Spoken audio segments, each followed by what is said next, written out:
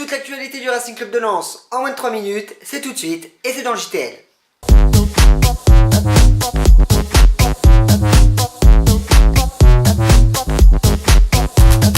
Aujourd'hui, le journal L'Équipe propose un dossier spécial sur la rencontre Monaco-Lens. Dans le quotidien, Jocelyn Blanchard, le directeur sportif du RCL, évoque Hafis Mamadov et ses ambitions lensoises pour les années à venir. L'argent n'est pas un problème pour lui, il est capable de mettre 300 millions d'euros sur la table. Mais ce serait une très mauvaise idée.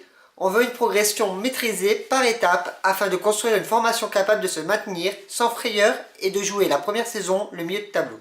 Dans ce même entretien, l'ancien joueur sang et or parle de la possible évolution de l'investissement de l'Azéri.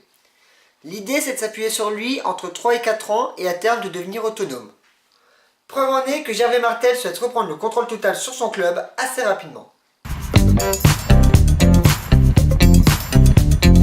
C'est Benoît Bastien qui officiera lors de la rencontre face à Monaco ce soir en qualité d'arbitre principal. Cet habitué de la Ligue 1 a arbitré 15 rencontres cette saison à ce niveau, dont un match de Monaco, c'était face au Stade de Reims et le score était de 1-1.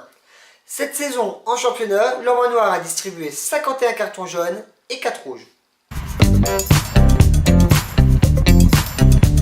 Selon l'équipe, le Racing Club de Lens devrait jouer 12 matchs la saison prochaine au stade du Hainaut de Valenciennes. Pour le reste, les 100 heures souhaiteraient évoluer au stade Pierre-Mauroy et certaines rencontres exceptionnelles au Stade de France.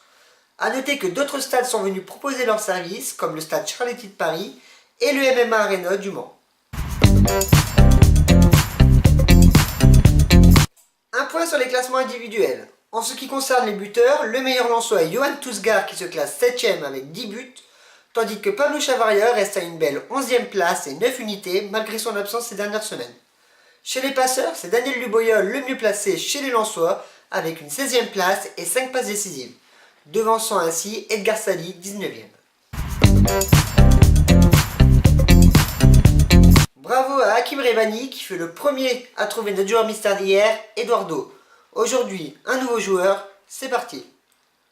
Pour jouer, c'est très simple, la page Facebook, le JTL, le JT Lensois, le compte Twitter, @le JTL, ou via les commentaires YouTube.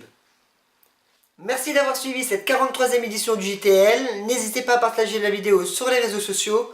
Nous, on se retrouve demain, bon match et allez Lens!